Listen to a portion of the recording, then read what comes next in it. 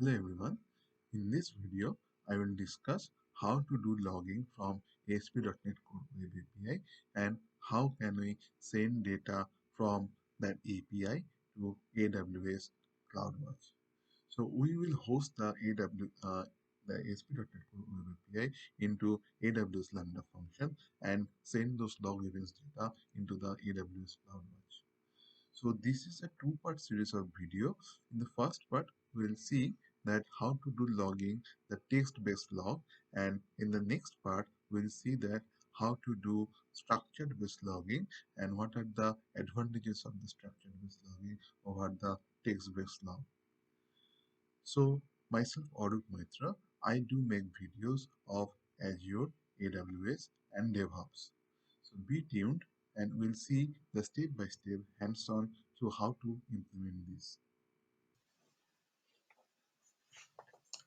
So let's start with the Visual Studio 2022, and we have already implemented a ASP.NET Core Web API in our last video, and where basically I have shown the step-by-step approach how we can convert the ASP.NET Core Web API into AWS Lambda function, and how can we deploy this into the AWS Lambda function and expose via the HTTP API gateway as well as the REST API gateway. So I will use this API and the weather forecast controller mainly to basically send the log events into the Amazon CloudWatch. If you have not seen my earlier videos to create how to create this .NET Core Web API and convert into the AWS Lambda, then I will recommend that to watch those videos, and I will put the video links into the description so that you can get a uh, quick link from there. So to start the implementation, let's first get a NuGet package, which is aws.logger.aspnet code. So you can see this, and let's search it. And if we install this package, the latest version is 3.4.1, and it states that an AWS implementation of ASP.NET Core iLogger that records logging messages to Amazon CloudWatch logs. So it has been successfully installed. Let's go to the Splash file and save this file. And now we need to wire up this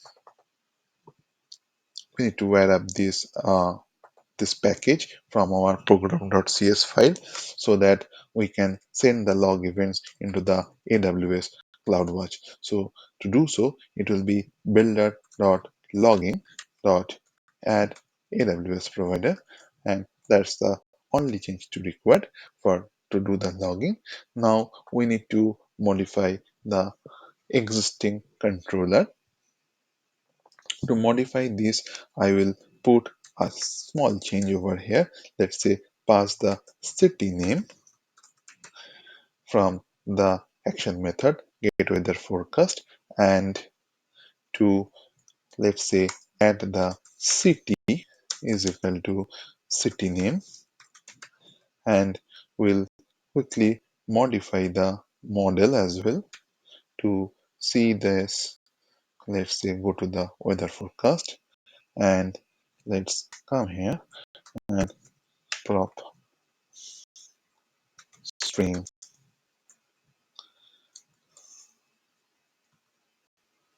city. So we'll log the city into the response to see that our changes are reflecting perfectly fine or not.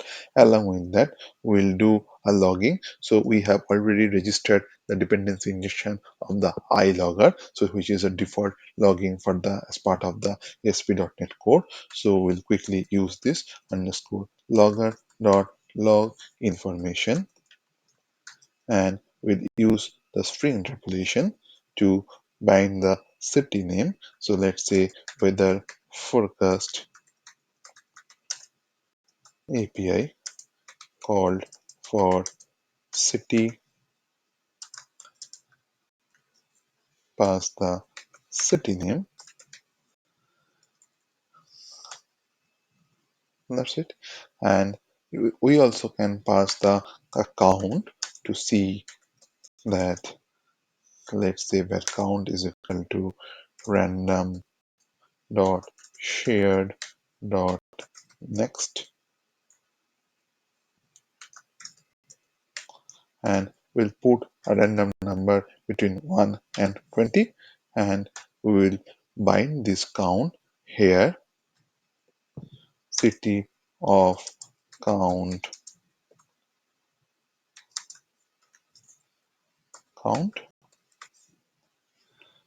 So we can see, so this is our logger.log information, where we are passing a weather forecast API call for the city and binding the city name and the count, which is a random number between 1 and 20. And we'll see that if these logs events are appearing into the CloudWatch logs or not.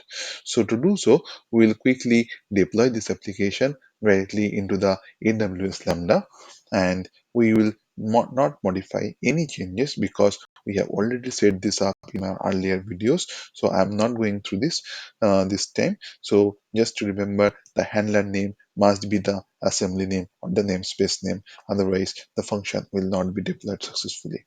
So click on the next, and in the next panel, we'll see the existing role that we have already created. That is the basic execution role, and that will give us the permission to add the log into the CloudWatch. So click on upload. The function has been started to be deployed into the AWS Lambda. In the meantime, once this is going to be published, we'll go quickly to the Amazon Web Console. So this is our Web Console, and we'll see if there is any CloudWatch log groups is available or not.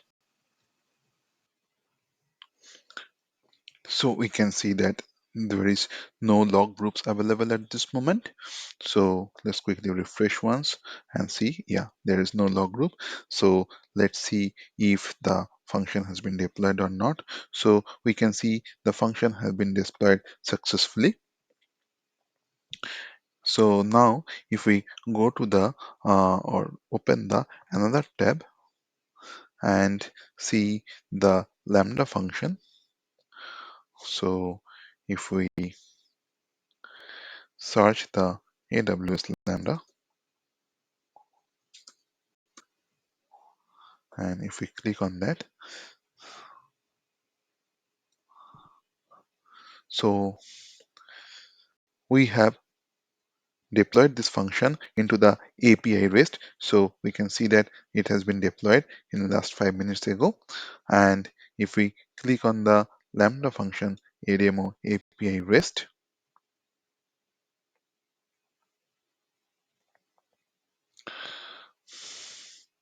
so we can see the API gateway is basically triggered over here. So we will search the API gateway, and we can search it by the API gateway and right click and click on the new tab.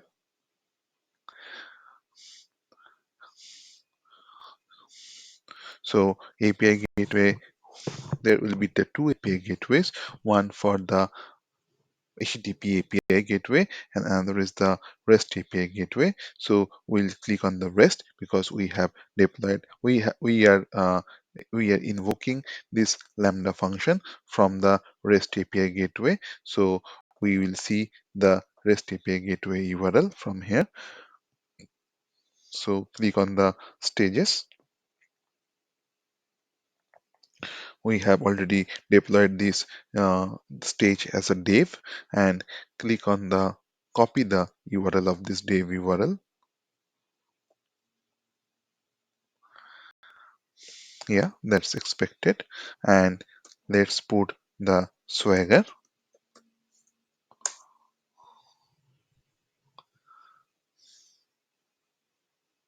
Yeah, the Swagger has been opened successfully.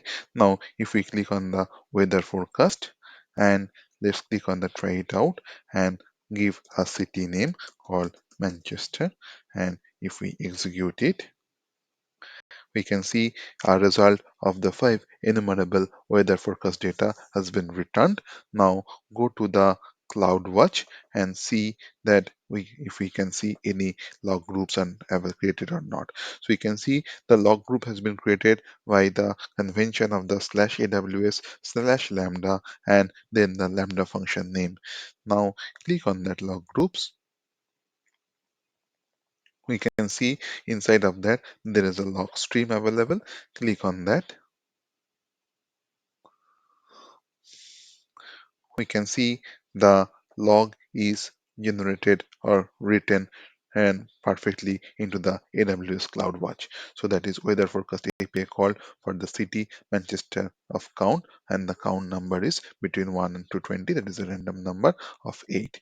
And the other logs is start of the ASP.NET Core Web API and the Lambda function execution. So these are the information logs. So now if we do couple of more logs. So if we execute the API couple of times and put a city name different, let's say Birmingham, and do the execution couple of times. Now if we come to the CloudWatch and if we refresh the log stream, then we can see all the logs are written successfully into the AWS CloudWatch. Now we can also see that the Birmingham city, the second city name that we have written, so that is also appeared into the CloudWatch logs. So now one thing we can do here from these logs, we can filter the events via the text keyword.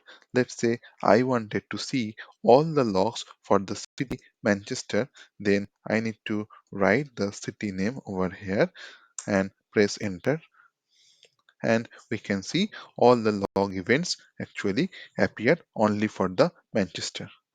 Now from here, if we wanted to see only the Manchester city logs for the count of 7, then we can do this just adding the keyword as a 7. So when we are giving a space between of it, then it works as a AND operator and do the search. So it will be do the login where the city name is equal to search and the count is 7. So press enter. Then we can see only a single log is returning from this filter event. Now if we wanted to if we want that all the logs from the Manchesters, and we just don't want the count of 7, if we wanted to filter it out, then we need to put a minus sign before that, so that it will filter out only the count of 7 and return other numbers. So click on enter. We can see the 7 has not been appeared into the list. So this is called a text-based search and the text-based filtering from the Amazon AWS cloud. However, this log has some disadvantages, because if we want to do a search where I want the city name is Manchester and all the logs where count is greater than 10, that we can't do from this log. So that's why we need a structured based logging, and we'll see that in the next part how to do the structured based logging. To do so, what we'll do, we'll come to the Visual Studio and we will log via the structured based logging via the SeriLog. So to implement the SeriLog, we need to install couple of NuGet packages. So let's do one by one. So come into the manage NuGet packages. So the first package will be the SeriLog.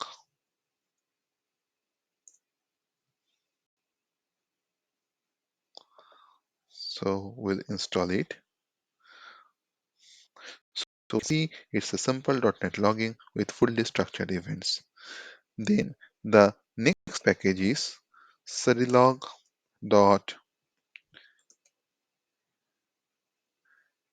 ASP.NET.Core.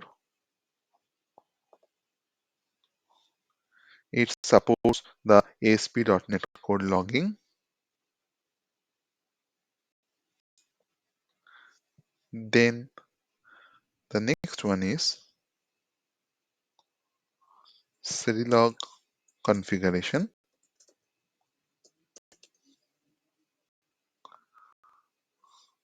SeriLog.settings.configurations to get the settings from the configuration of the settings.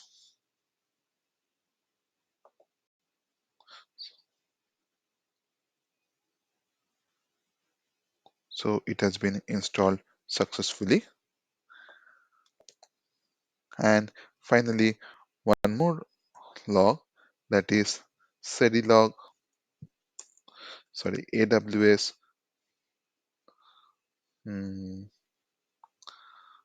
dot logger. So we have already installed the AWS logger ASP.NET Core.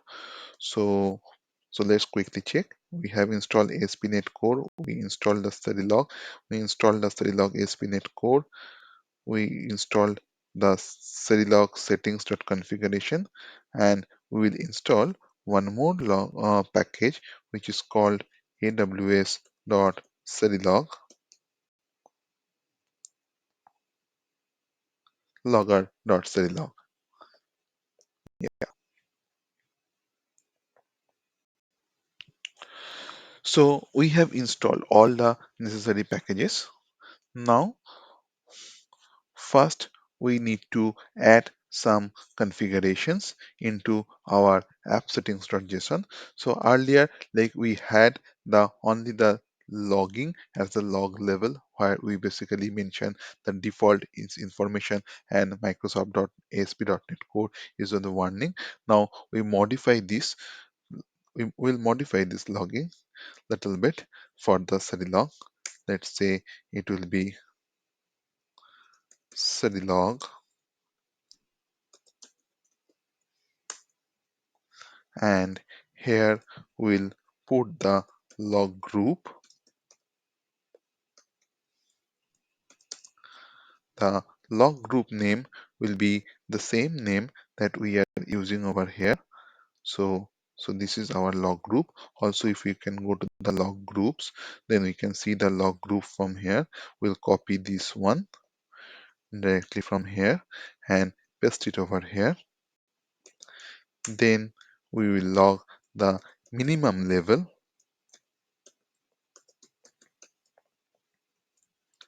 The minimum level is basically for the logging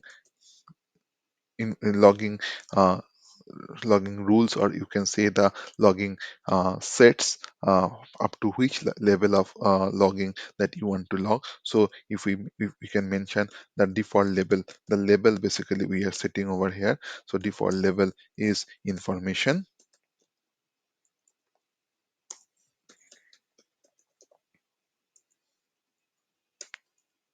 Then we will override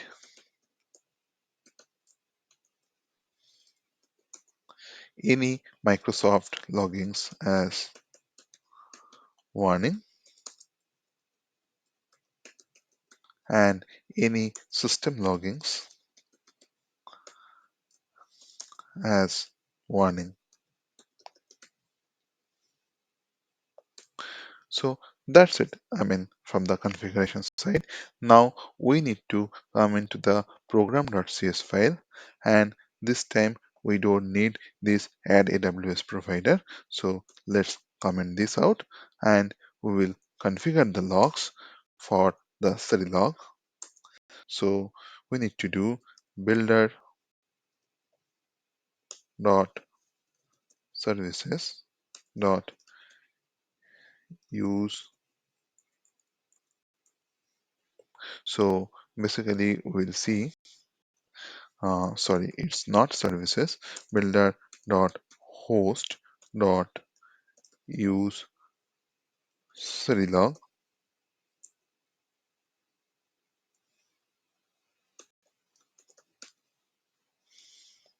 So it's not coming. Let's see why. Yeah, so we need to add the use SeriLog, import it, the namespace, and we'll use a delegate inside of it. Is one is context, and the second parameter is logger configuration.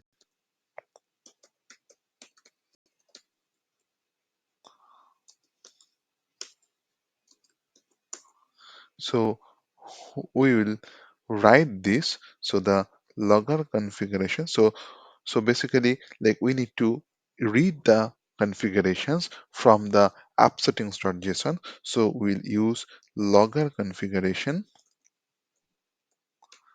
dot read from within bracket, sorry, read from dot configuration.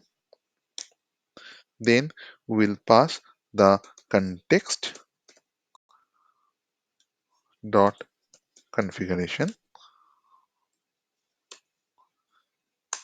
Then we will write to dot console, and inside the console we will, if we see that what the console contains, so it takes two signatures inside the control. Basically we'll use the first one, where basically we will pass the formatter, because we wanted to do all the send log events which will be logged into the AWS CloudWatch in a JSON format. So we will send the format as new rendered, sorry, new rendered compact JSON formatter. We press control dot, then we'll get the name of the namespace of the render formatter, and we will close this. So that's pretty much to do the logging into the AWS CloudWatch in a structured logging. So basically, like we can do the other loggings configurations, we can mention it from here as well, but that is not highly recommended, because the code should not have those kind of configurations. All the configurations should come or mention into the app settings.json file, and it will vary based on the environments. So now if we go to the weather forecast controller, and if we if we see the log, so here one small change is required. Like whenever we'll do this kind of the structured login, then the string interpolation will not be much helpful. So what we need to do, we need to pass the city name here as a formatter, and the count as well. Now if we, so that's pretty much done. Now we need to deploy this solution into the AWS Lambda function, and everything will be same. So next, then click on upload. The functions is going to be uploaded. In the meantime, I will delete the current log streams which are available, to see that all the new logs has been appeared successfully or not. So delete the existing logs.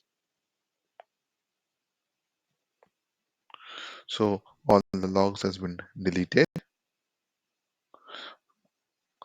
Now let's see if the function has been deployed or not. So it's in progress.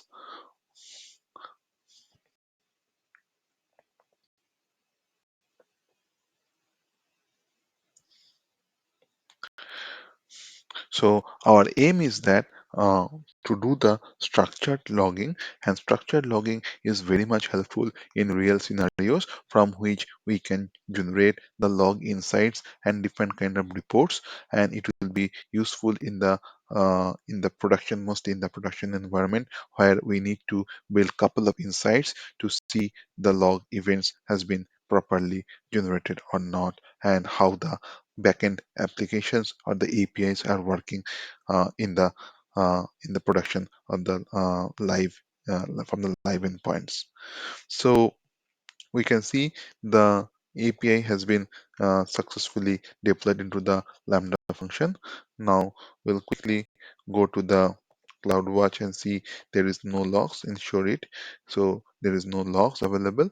Now if we just refresh the Swagger endpoint, so to see the new changes,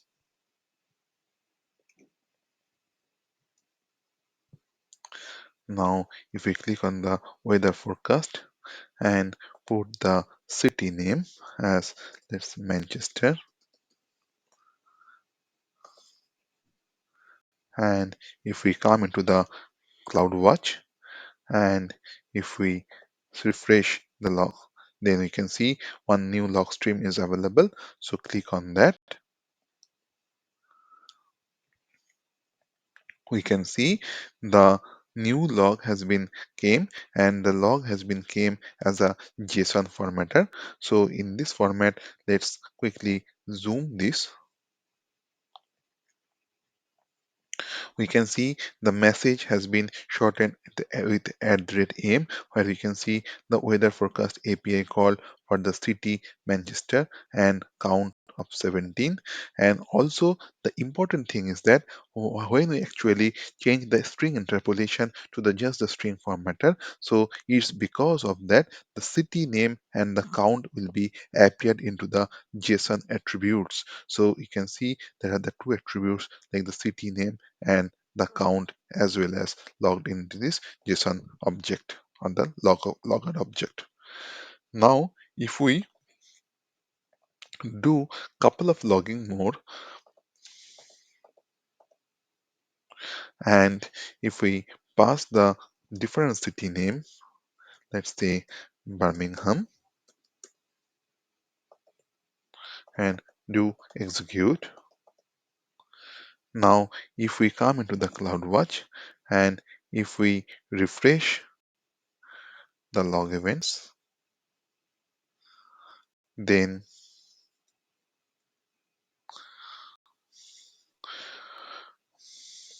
we can see the other logs has been also generated for the Manchesters and even for the Birmingham as well. So we can see the city name is Birmingham. Now, how to do this filter, how to filter these events from for this structured logging? So it is very simple. Like if we do want to do so, then we need to just write the query like this way. So it will be dollar dot key name. Here the key name is the name of the key that actually we wanted to filter. For example, if we want all the city where basically the logs has been happened for Manchester, so we wanted to do the city name is Manchester, then what we'll do, we'll put the dollar dot city name is equal to it is the equality operator, and that value is Manchester, and press enter. So we can see that all the logs has been appeared for the city Manchester, and also we can see the count as well, like 17, 14, 19, 18, 13, 7 and 9. Now if we want that we only need the count of 14, then here we can add a more property like space and dollar dot count is equal to 14, then it will give the only result for the 14. So we can see the city name is Manchester appeared and the count is 14. Now if we want the count name should is greater than or equal to 14, then we can see the result as well, where the greater than 14 and then or equal to 14. So you can see one record is for 14, one for 17, and one for 19. So that's the way we can achieve the structured based logging. Also, we can see that the logs inside, from where also we can search the logs, and this is a query based logs, and these queries we can save for the further investigations. So let's say if I run the query, so this is a default query, so we need to search the log group. Then this is our log group lambda function demo API REST, and if we search right now, then we can see the top 20 queries. So we can see the timestamp, message, and the log streams, and also the log ID. Now, if we wanted to filter these logs, then just let's say I want the message and the timestamp, not the log stream and the log, and I wanted to filter it via the city name is equal to Manchester. Then if I run this query, then I can see all the logs appeared by this search run query, and here we can see all the city name is Manchester. And also, like, if I want to add one more property into the search results, let's say and, so here we need to give the and operator like this way, and we need to put the count, let's say greater than 10. So I want all the city Manchesters where count is greater than 10. If I run the query, and so we can see all the count is appeared as greater than 10, that is 13, 19, 14, and 17. So that's pretty much as part of this logging from the ASP.NET Core Web API, and expose it via an AWS Lambda function via the Amazon REST API gateway, and we are successfully able to send the log events in two ways. One is the text-based logs, and another is the structured logs via the SeriLog.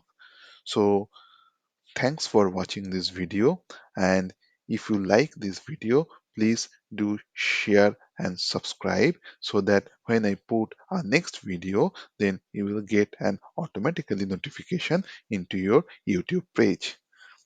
Thanks for watching again, and thank and see you in the next video.